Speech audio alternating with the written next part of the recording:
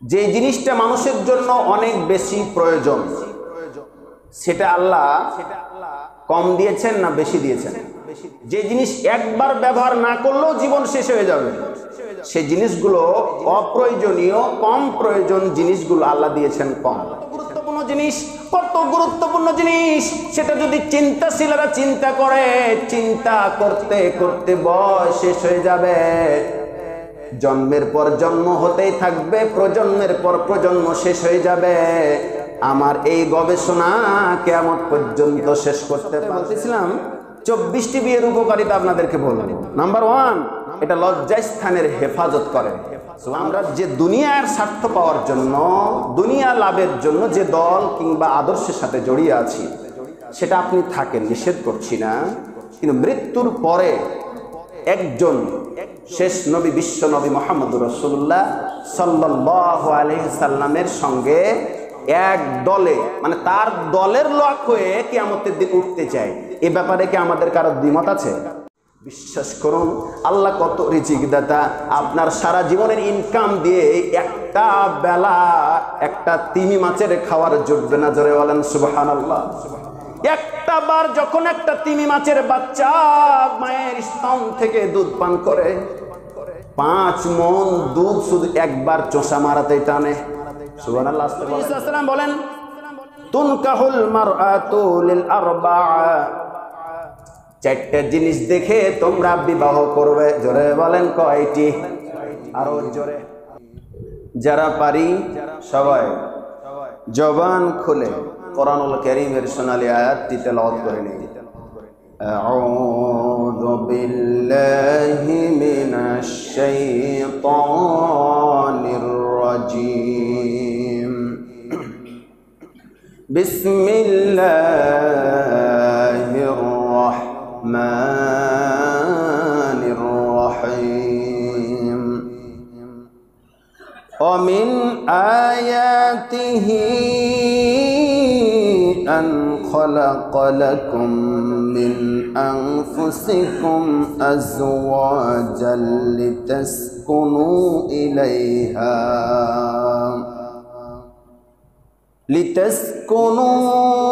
إليها وجعل بينكم مودة ورحمة إن في ذلك لآيات لقوم يتفكرون.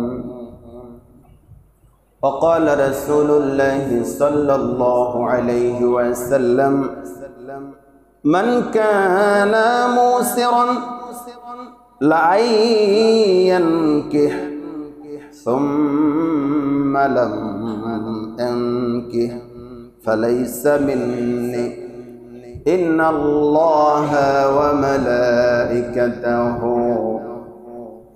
يصلون على النبي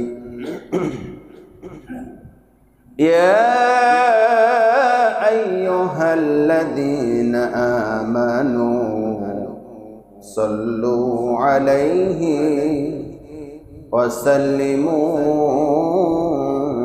تسليما اللهم صل عليه اللهم بارك عليه. সম্মানিত হাজিরিন, খুতবার শুরুতে লাখো কোটি প্রশংসা জ্ঞাপন করছি সেই মহান মনিবের দরবারে, যার দয়া এবং মায়ায় আমরা বেঁচে আছি, সুস্থ আছি এবং পবিত্র ঘর মসজিদে আসার বসার তৌফিক যে মনিব দান করলেন, এজন্য খুশি হয়ে বলি আলহামদুলিল্লাহ। আমার চোখে দেখা, আমি খুতবা শুরুর আগেই নিচতলা জায়গা হতো না, খুতবা শুরু হওয়ার আগেই দোতলায় মানুষ যেতে হতো। মানুষ দিন দুনিয়া কর্মব্যস্ততায় এতটাই কেন যেন জড়িয়ে যাচ্ছে, পবিত্র জুমার দিন, সাপ্তাহিক ঈদের দিন, অথচ মানুষের ব্যস্ততা শেষ হয় না। ঠিক কিনা বলেন? না, এটা একটু আপনাদের জেহেনে একটু দিলাম, কেন এত ব্যস্ততা? আল্লাহর ঘরে একটু হাজিরা দেওয়ার জন্য এত দেরিতে? আপনারা তো একটা পর্যায়ে আসলেনই, গুরুত্ব তো আছেই। যে ব্যক্তি প্রথমে আসবে, আল্লাহ তাকে একটা উট, দুম্বা কুরবানি দিলে যে সওয়াব, তার আমল নামা আল্লাহ লিখে দিবেন। সুবহানাল্লাহ বলবেন না? পর্যায়ক্রমে তো নেকির কথা আছেই। তো আমি যেটা বুঝাতে চাইলাম, আপনারা তো আছেনই, এমন মানুষ আছে আমি দেখতে পাই, আপনারাও দেখেন, নামাজ শুরু হওয়ার 2-4-5 মিনিট আগে আসে। কথা কি ভুল বললাম? এমনও হয়। কি করে বাসায়? তারা কিচ্ছু কাজ নেই, খামা খায়, ওই বউটার সাথে খালি কাজিয়া জঞ্জালি করা, খালি ইত্যাদি ইত্যাদি করা, পরিবারে খ্যাটমাট করা ছাড়া কিচ্ছু কাজ নেই। কি আছে? শুক্রবারের দিন, পবিত্র জুমার দিন, আমাদের মা বোনদেরকে সুস্থভাবে একটু কাজখানো করতে দেয় না। এমন পীর আর ম্যাজিস্ট্রেট সেজে যায়, পবিত্র জুমার দিনেও তাড়াতাড়ি আসতে পারে না। তাহলে আমাদের সবাইকে যেন আরো বেশি আগে আসার তৌফিক দান করেন, আমিন। প্রয়োজনে একবার উজু শেষ হইলে আবার করবো, সমস্যা কি? আপনার পোশাক পায়খানা লাগতে পারে, খুতবা শুরু হওয়ার আগে আবার পোশাক পায়খানা করে উজু করে নেব। দিন দুনিয়ার মানে এত ব্যস্ত না হয়ে আখিরাতমুখী জীবন যাপন হওয়া আমাদের দরকার। আমরা এমনটা নয় যে এত বেশি নেকি হয়ে গেছে, নেকি থাকার জায়গা নাই, এত নেকি নিয়ে করবো কি? বিষয়টা এমনটা নয়। এই জন্য আপনাদেরকে আজকে একটা হাদিস তর্জমা শোনাবো, অনেক বড় একটা হাদিস, ওখান থেকে মূল কথাটি আপনাদেরকে শোনাবো আমাদের শিক্ষার জন্য। দ্বিতীয় নম্বর যে বিষয়টা আমি বলতে চাই সেটি হচ্ছে, জন্ম থেকে শুরু করে আমরা সবাই এখন পর্যন্ত কালেমা, নামাজ, রোজা, হজ, জাকাতের আলোচনা আমার মনে হয় কম হয় নাই, যথেষ্ট হয়েছে। তারপরও আমরা যেন জেনে করি কি না জেনে করি, কি অলসতাই করি, কি শয়তান আমাদেরকে কুমন্ত্রণা দেয়, কোনো না কোনো একটা ত্রুটি রয়েছে, যার ফলে এখন পর্যন্ত যেই নামাজ নবীজি সাল্লাল্লাহু আলাইহি ওয়াসাল্লাম শিখিয়েছেন, সল্লু কামা রাআইতুমুনি উসাল্লি, নামাজ পড়ো সেইভাবে যেভাবে আমি নবীকে নামাজ পড়তে দেখেছ। এমন ভাবে আমরা নামাজ আদায় করি যে নামাজ মনে হচ্ছে আল্লাহর কাছে যাওয়া তো দূরে থাক, মসজিদ থেকে বের হবে কিনা। নামাজ শুরু করার পরে ফ্যান কয়টা আছে সেদিকে গোনা শুরু, আস্তে ঘুরছে না জোরে ঘুরছে, মসজিদের সামনে ক্যালেন্ডার টাঙা আছে নাকি কি টাঙা আছে, এগুলো দেখতে দেখতে ব্যস্ত। তারপরে পাশের জনকে সে কি করছে না করছে, নামাজের মধ্যেই এগুলো। আজকালকাল মোবাইলও ধরে, বলছে এই নামাজে আছে, এখন পরে কথা বলিস, এমনও পরিস্থিতি হয়ে যাচ্ছে। এটা দুঃখজনক। আপনার এই কষ্ট বিশ্বাস করুন বৃথা, বৃথা এবং বৃথা। কার জন্য এই কষ্টটা করছি? সে আল্লাহকে তো আমাদেরকে দেখানোর জন্য, আল্লাহর সন্তুষ্টির জন্য। এই জন্য আমরা নামাজ খুব গুরুত্ব সহকারে পড়ার চেষ্টা করব, নামাজের খুশু খুজু রক্ষা করব। অনেক মাসলা মাসাইল আমাদের জানা আছে, সেগুলো অবশ্যই পালন করব। যেগুলো জানা নাই জেনে নেব, আমাদেরও কিছু দায়িত্ব আছে, এগুলো বলে দেব, দিয়ে আমরা যেন নামাজটাকে আরো সুন্দর করতে পারি। আল্লাহর কাছে যেন আমাদের নামাজ ইবাদতগুলো ইবাদতের সর্বশ্রেষ্ঠ ইবাদত হচ্ছে নামাজ। এই নামাজটাই যদি আল্লাহর দরবারে না যায় কি হবে এই নামাজ? এই জন্য আমরা খুব গুরুত্ব সহকারে নামাজ পড়লে নামাজটা গুরুত্ব সহকারে পড়ব। আর এই যে জুমার দিন সালাম ফিরা হলে 50%-এরও বেশি মানুষ চলে যায়। কে বলেছে আপনাদেরকে যেতে? এটা কঠিন একটা হাদিস বা সুন্নাত আপনি অমান্য করছেন। আমার মতো মূর্খ জ্ঞানের কথা, আমার কথা শুনতে হবে আপনাদেরকে বলি নাই। কোনো কিছু কাজ না থাকলে আপনি তো সুন্নাতটা পড়ে যাবেন, কিচ্ছু কাজ নেই সুন্নাতটা পড়ে যাবেন। রাষ্ট্রে বসবাস করছি, রাষ্ট্রের অনেক চিঠিপত্র আছে, সেই চিঠিগুলো আপনার শোনা দরকার আছে না? কেন আপনি অ্যাভয়েড করেন? কাকে এগুলো দেখান? কেন আপনি চলে যান? কি এমন কাজ থাকে? কি রোগ এটা? আমি বুঝি না। এজন্য আপনাদেরকে বিনয়ের সাথে অনুরোধ করছি, এতক্ষণ ধরে বসে থাকতে পারেন আর 2, 4, 5, 10টা মিনিট সুন্নাত নামাজটা শেষ করে যেতে পারেন না, এটা খুবই দুঃখজনক। কারণ এটা তো আমার কথা নয়, নবীজি সাল্লাল্লাহু আলাইহি ওয়াসাল্লামের একটা গুরুত্বপূর্ণ সুন্নাতে মুআক্কাদা, সেই সুন্নাতে মুআক্কাদাটা আমরা ছেড়ে দেই। যেই সুন্নাতটা নিয়মিত ছেড়ে দিলে গুনাহ হবে, 2-1 দিন জরুরি কাজে ছেড়ে দিলে সেটা ভিন্ন বিষয়। সেই গুরুত্বপূর্ণ সুন্নাতটা আপনি পড়ি না। কেন পড়ি না?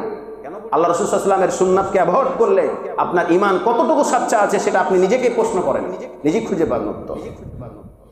অনেক কড়া কথা বললে ফেললাম নাকি? কথাগুলো দরকার আছে না নাই বলেন? এটা হওয়া দরকার। আপনি দোয়া করবেন না তো কি হয়েছে? আপনি বসে বসে তাসবিহ পড়েন, সুন্নাত পড়েন, অন্যান্য তাসবিহ তাহলিলগুলো আছে এগুলো করেন। দোয়ার ব্যাপারে যেহেতু মতভেদ আছে, আপনার ভালো লাগে না অথবা মনে হচ্ছে না করার মধ্যে করলেন, করেন না, সমস্যা কি? কে বলেছে আপনাকে বাধ্যতা করেছে? কে বলেছে দলিল আছে? কে বলেছে না এভাবে দলিল নাই, ভিন্নভাবে আছে? দুজনেরই তো কথাই সত্যতা পাওয়া যায়, এটাকে নিয়ে মারামারি করার কিছু নেই। এজন্য আমরা কেউ একটা সুন্নাত ঢাকতে যে আরো 5টা সুন্নাত যেন অ্যাভয়েড না করি, আমরা এটা চেষ্টা করব অনেক বেশি বুঝে নিয়ে যেন এটা না করি। আবার বাসায় গিয়ে যদি পড়েন সেটা ভিন্ন বিষয়। কয়েকজন বাসায় পড়েন? বেশিরভাগই যারা চলে যায় ইয়াং ছেলেপেলে বেশি যায়, এখন দেখছি বুড়ারাও চলে যায়। কি করে বাসায় যে নামাজ পড়ে? খুবই কম। এই জন্য আপনাদের বিনয়ের সাথে অনুরোধ করছি, আপনারা, আমার কথা না, আমি বিশ্বনবী সাল্লাল্লাহু আলাইহি ওয়াসাল্লামের হাদিসের রেফারেন্স দিয়ে আপনাদেরকে করা কথাটা বললাম। আল্লাহ আমাদেরকে যেন পালন করে তৌফিক দান করেন, আমরা সবাই বলি আমিন।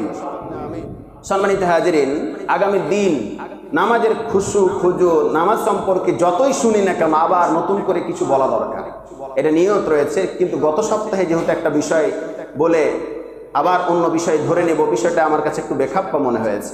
আজকে সব বিষয়গুলো সারসংক্ষেপ কিছু কথা বলে আজকে পূর্বের বিষয়টার ইতি টানবো ইনশাআল্লাহ। আমাদের পারিবারিক জীবন সম্পর্কে আজকে আলোচনা। সেই বিষয়ের মধ্যে গত সপ্তাহে কিছুটা বলেছিলাম। বিষয়টা এমনটা নয় যে শুধু যুবকদের জন্য, বিষয়টা এমনটা নয় যে শুধু বৃদ্ধদের জন্য, সবার জন্য আমাদের পরিবার তো একাই গঠন করা যায় না, যাই কি বলেন?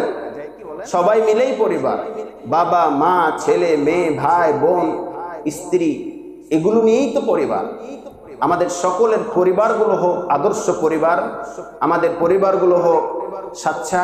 এই পরিবারের উপরেও যদি প্রায় 15 থেকে 20টি জুমার আলোচনা করা যায় তাহলে মোটামুটি একটা ধারণা দেওয়া যেত। আমি অতগুলো বলবো না, আজকেই মূল কথাটা গত সপ্তাহের সাথে রিলেটেড কিছু বিষয় বলে আমি আজকে শেষ করবো ইনশাআল্লাহ। সম্মানিত হাজিরিন, আপনাদের সম্মুখে কোরআনুল কারীমের সূরা পরিচিত একটি সূরা রোম এর 21 নম্বর আয়াতে কারিমা তেলাওয়াত করেছি এবং একটা হাদিস তেলাওয়াত করেছি। হাদিস এবং আয়াতের আলোকে সংক্ষিপ্ত কিছু কথা বলে আজকে শেষ করবো ইনশাআল্লাহ। খুব দ্রুত আমি বলবো, এজন্যই যে আর এর পরবর্তী তার এই বিষয়টি আলোচনা হয়তো অনেক দিন হয়তো নাও হতে পারে। সম্মানিত হাজিরিন, আপনাদেরকে আমি প্রশ্ন করতে চাই, যে জিনিসটা মানুষের জন্য অনেক বেশি প্রয়োজন সেটা আল্লাহ কম দিয়েছেন না বেশি দিয়েছেন? তো ব্রেন খাটটা বলেন তো। যে জিনিস আপনার আমার সবার জন্য বেশি প্রয়োজন, উঠতে বসতে চলতে ফিরতে সব সময় প্রয়োজন, এক কথায় যেটা ছাড়া জীবন বাঁচা না বাঁচার মতো এত জরুরি এবং গুরুত্বপূর্ণ এবং বেশি প্রয়োজন জিনিসটা, সেটা আল্লাহ অনেক অনেক বেশি দিয়েছেন। তাও তো সুবহানাল্লাহ নাই? তো মোহাম্মদ দিয়ে বলেন না সুবহানাল্লাহ, কি দয়াশীল আমার আল্লাহ।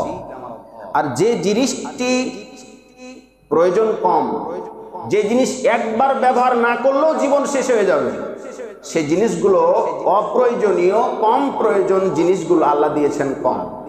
তবে মনে রাখতে হবে যে জিনিসের প্রয়োজন বেশি সেই জিনিসটা দামেও সস্তা, মানুষের হাতের নাগালে দিয়ে দিয়েছে অল্প কষ্টহীন ভাবে।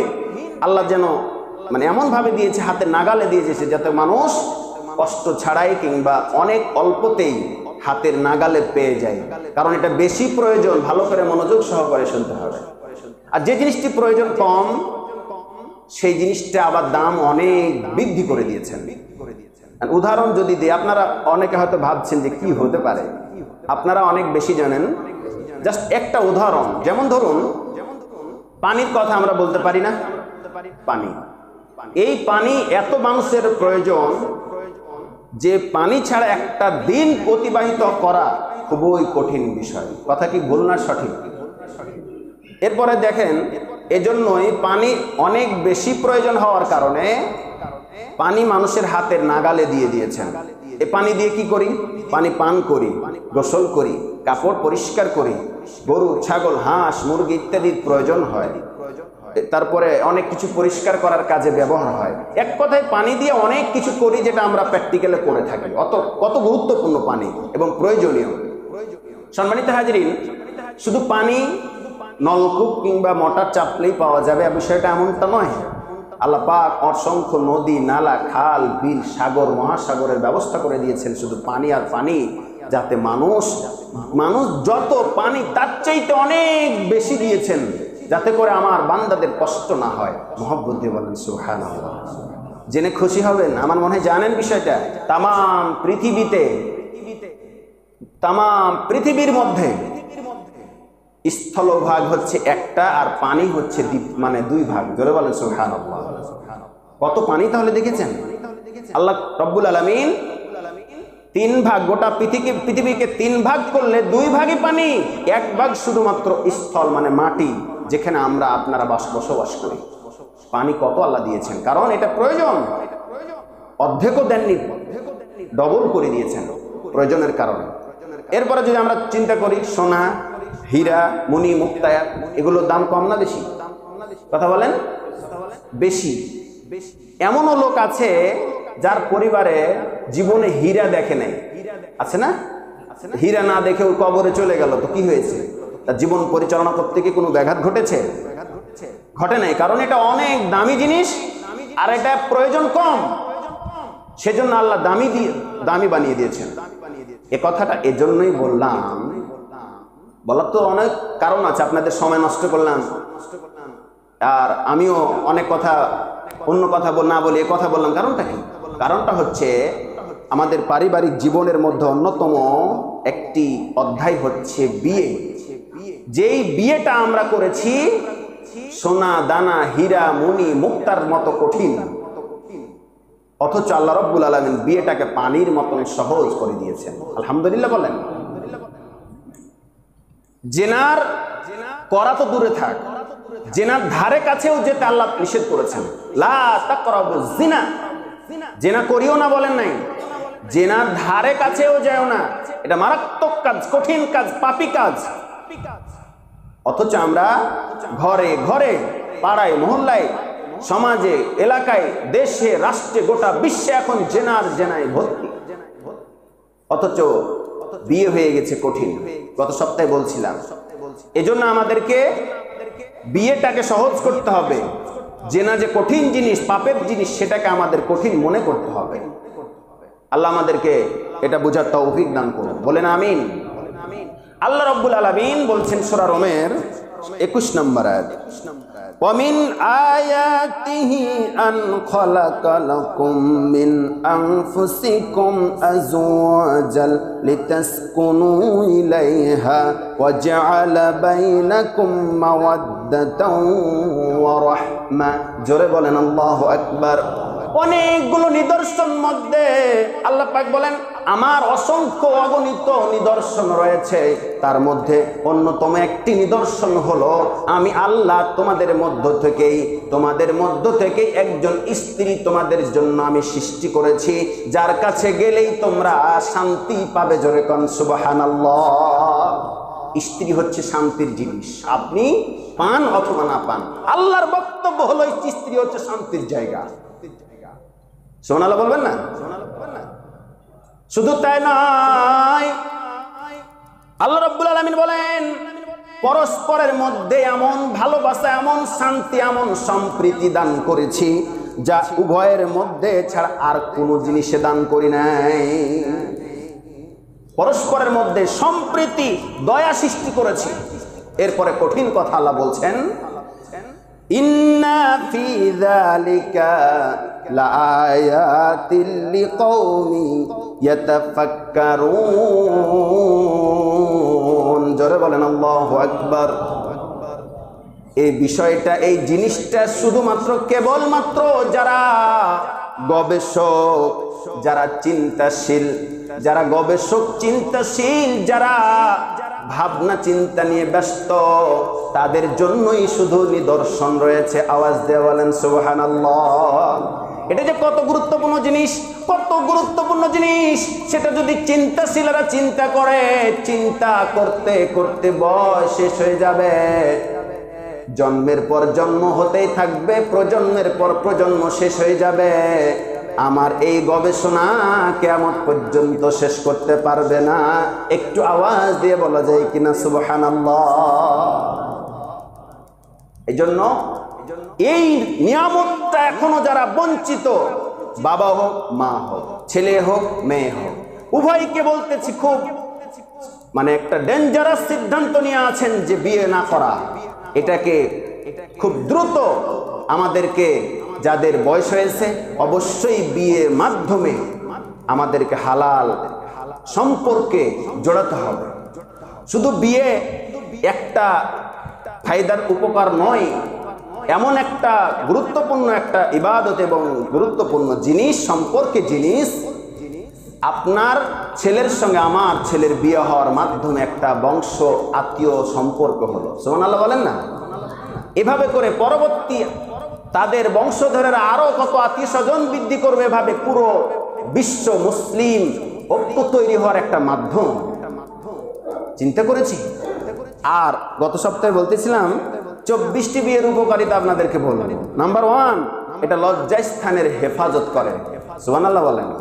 সূরা মুমিনুন আল্লাহ পাক বলছেন, আল্লাযীনা হুম ফি লিফুরুজিহিম হাফিজুন। মুমিন হচ্ছে তারা যারা তার লজ্জাস্থানের হেফাজত করে। এটা খুব অনেক গুরুত্বপূর্ণ বিষয়। যারা লজ্জাস্থানের হেফাজত করে না, কিয়ামতের দিন তাদেরকে অনেক কষ্টের শিকার হতে হবে। 2 নম্বর, দীর্ঘ জীবন লাভ। দীর্ঘ জীবন লাভ করা যায় বিয়ের মাধ্যমে, সাংসারিক জীবনের মাধ্যমে। 3 নম্বর, সন্তানের সেবা দেওয়া যায়, সন্তানের সেবা পাওয়াও যায়। নিজের দেখাশোনার লোক তৈরি হয়। তারপরে অনেক গোপন রোগ থেকে আল্লাহ হেফাজত করেন, যেটা মানুষকে হয়তো বলা কঠিন। এমন অসংখ্য গোপন রোগ রয়েছে যেগুলো বিয়ের মাধ্যমে আল্লাহ এগুলো দূর করে দেন। সম্মানিত হাজির, আর এই বিয়ে না করার ফলে আজ শুধু না, অনেক দিন থেকে দেখতে পাই Kolkata herbal, new like herbal থেকে শুরু করে কত যে হারবালের গোটা জমিন এখন ছেয়ে গেছে। অথচ আমার বাপদাদারা বা আপনারা অনেকে আছেন যারা এগুলোর ধারে কাছে যেতে হয় না। ঠিক কিনা বলেন? বাস্তবতা, লজ্জা শরম কি, এটা হচ্ছে বাস্তবতা। সম্মানিত হাজির, অনেক গোপন রোগ থেকে আল্লাহ হেফাজত করবেন।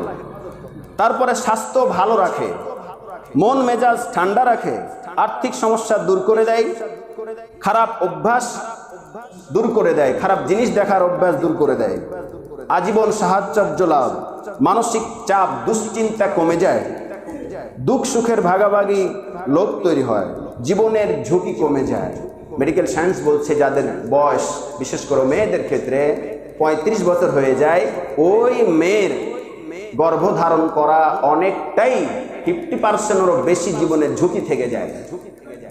এজন্য আমাদেরকে এগুলো বুঝতে হবে। সম্মানহানির হাত থেকে রক্ষা পাওয়া, ঈমান পরিপূর্ণ হয়। হাদিসে এসেছে যে বিয়ে না করে সে অর্ধেক ঈমানদার, বিয়ে করলে পরিপূর্ণ ঈমানদার।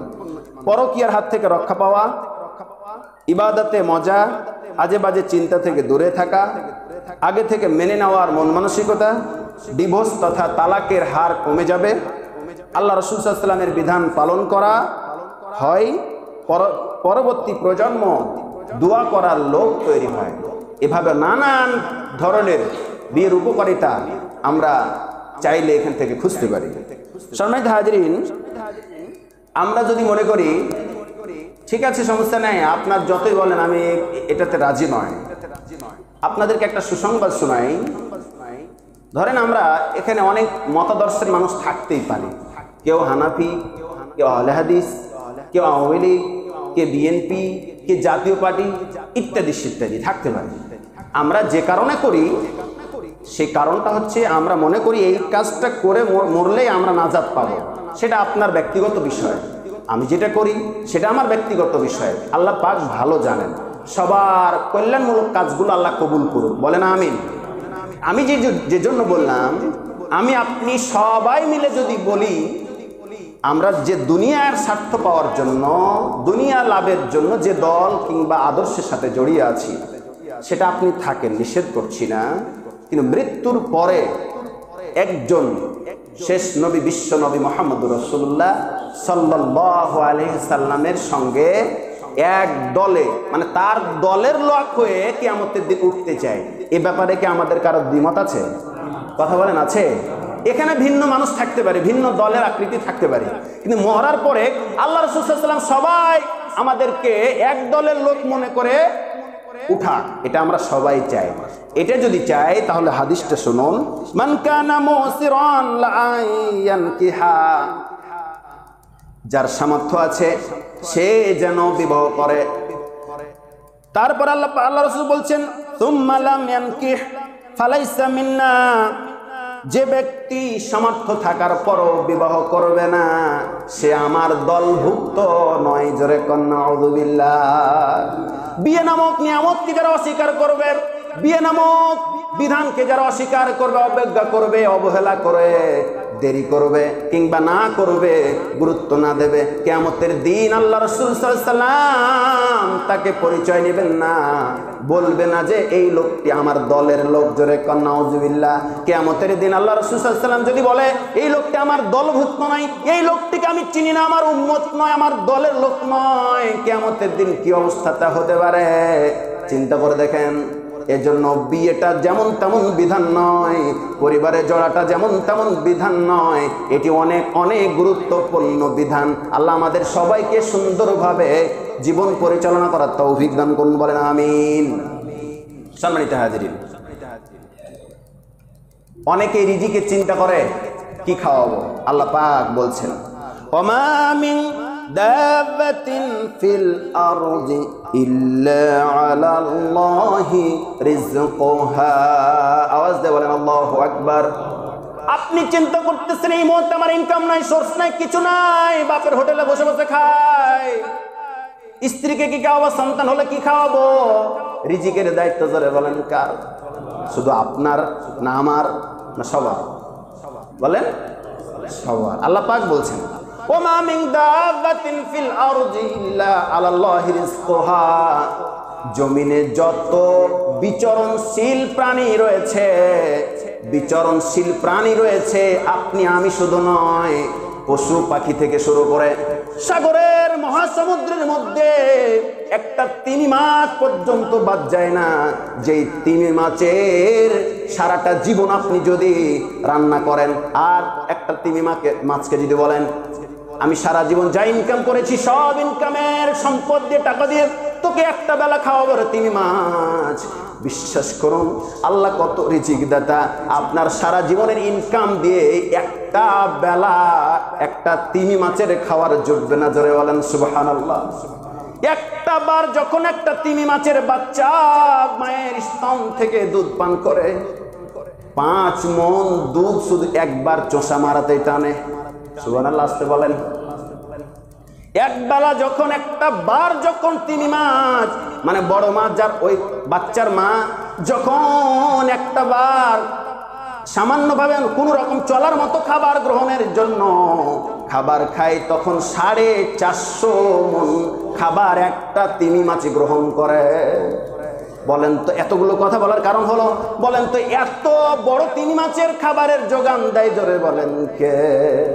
শুধু আপনার আমার নিয়ে চিন্তা নয়, আল্লাহ রাব্বুল আলামিন বলছেন, এটি সূরা হুদের 6 নম্বর আয়াত, পৃথিবীতে যত বিচরণশীল প্রাণী রয়েছে আমি প্রত্যেকের রিজিকের দায়িত্ব পৃথিবীর কারো হাতে দেয় নাই, আমি আল্লাহ স্বয়ং সকলের রিজিকের ব্যবস্থা করে থাকি। সুবহানাল্লাহ বলেন।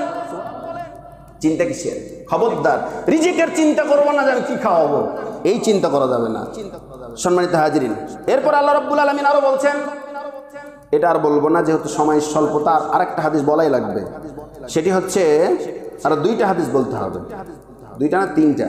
সম্মানিত হাজিরিন, নবী সাল্লাল্লাহু আলাইহি ওয়াসাল্লাম বলতেছেন, ইয়া মা'শারাশ শাবাব, হে যুবক সম্প্রদায়, মানে এবার যুবকদেরকে লক্ষ্য করে নবীজি সাল্লাল্লাহু আলাইহি ওয়াসাল্লাম হাদিস বলছেন।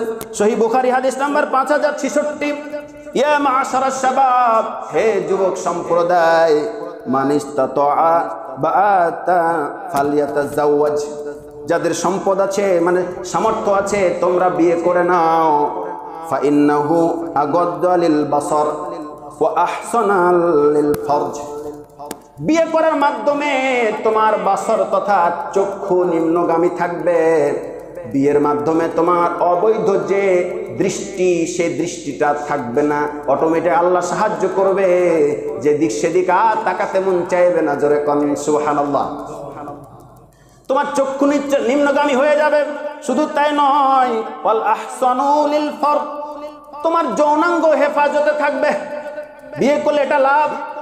এবার যদি যুবকেরা বলে, হুজুর এত বিয়ের ফতোয়া দিচ্ছেন, ওয়াজ করতেছেন, আমরা তো এখন আমার সামর্থ্যই নেই, বিয়ে করার সামর্থ্য নাই, তাহলে একটা উপায় আপনাকে অবলম্বন করতে হবে। নবীজির হাদিস, তাও ফের সহিহ, নবী সাল্লাল্লাহু আলাইহি ওয়াসাল্লাম বলছেন, অমান লাম ইয়াস্তাতে, যদি সামর্থ্য না থাকো তাহলে পারে ফালাইহি বিসসাওম, অবশ্যই তাহলে তোমাদেরকে রোজা রাখতে হবে।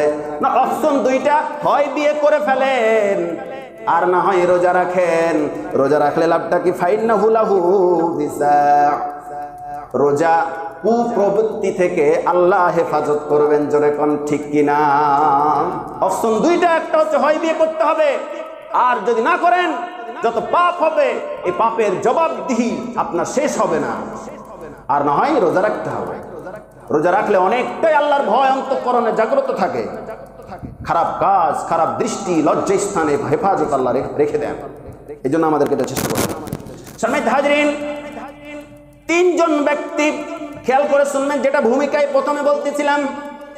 জুমার সময়, জুমার দিনে আমরা প্রথমে আসি না, আগে দেখতাম অনেক লোক আসতে, এখন কমে গেছে কর্মব্যস্ততার কারণে, দুনিয়াকে গুরুত্ব দেওয়ার কারণে। এবার একটু কান খাড়া করে শুনুন, এই হাদিসটিও সহিহ বুখারীর 5063 নম্বর হাদিস, অনেক লম্বা হাদিস, অর্থটা বলতেছি। তিনজন সাহাবী নবীজি সাল্লাল্লাহু আলাইহি ওয়াসাল্লামের স্ত্রীদের কাছে পর্দার আড়ালে চলে গেলেন, জিজ্ঞেস করলেন, ও নবীজির স্ত্রীগণ, নবীজি সাল্লাল্লাহু আলাইহি ওয়াসাল্লামের ইবাদত বান্দেগি কি পরিমাণ, কিভাবে করেন, কত করেন, তার একটা সম্পর্কে বলেন। আলহামদুলিল্লাহ বলবেন না? নবীজি সাল্লাল্লাহু আলাইহি ওয়াসাল্লামের দৈনন্দিন জীবনটা কিভাবে পরিচালনা করেন, কত ইবাদত বান্দেগি করেন, সেটা একটাবার আমাদেরকে শোনায় দেন। নবীজি সাল্লাল্লাহু আলাইহি ওয়াসাল্লাম স্ত্রীরা পর্দার আড়াল থেকে বললেন, এই কাজগুলো করেন। তিনি যথাসময়ে নামাজ পড়া, রোজা করা, মাঝে মাঝে রোজা করা, সামাজিক কাজ করা, দিন প্রতিষ্ঠান আন্দোলন করা, মানুষকে ভালো কাজের দিকে ডাকা, অন্যায় কাজ থেকে দূরে রাখা, স্ত্রীদের হক রক্ষা করা, সন্তানদের হক রক্ষা করা, এভাবে করে এতিম মিসকিন অভাবীদের খোঁজ খবর নেওয়া, এভাবে করে সমাজের যত কাজ, তার জীবনী বলে তো শেষ করা যাবে না। নবী সাল্লাল্লাহু আলাইহি ওয়াসাল্লামের গুরুত্বপূর্ণ কয়েকটা ইবাদতের কথা শুনে তিনজন সাহাবী হতভম্ব হয়ে গেলেন এবং সঙ্গে সঙ্গে নবী সাল্লাল্লাহু আলাইহি ওয়াসাল্লামের কাছে চলে গেলেন। যাওয়ার পরে বলতেছেন, ইয়া রাসূলুল্লাহ, আপনার ইবাদতের কথা আমরা শুনে আসলাম, এখন থেকে আমি একজন দাঁড়িয়ে গিয়ে বলল, ইয়া রাসূলুল্লাহ, আমি সিদ্ধান্ত নিয়েছি সারাটা রাত জেগে জেগে ইবাদত করব, এক মুহূর্তের জন্য ঘুমাবো না। সুবহানাল্লাহ বলেন। সাহাবীদের কি টেন্ডেন্সি জাগ্রত হয়েছে।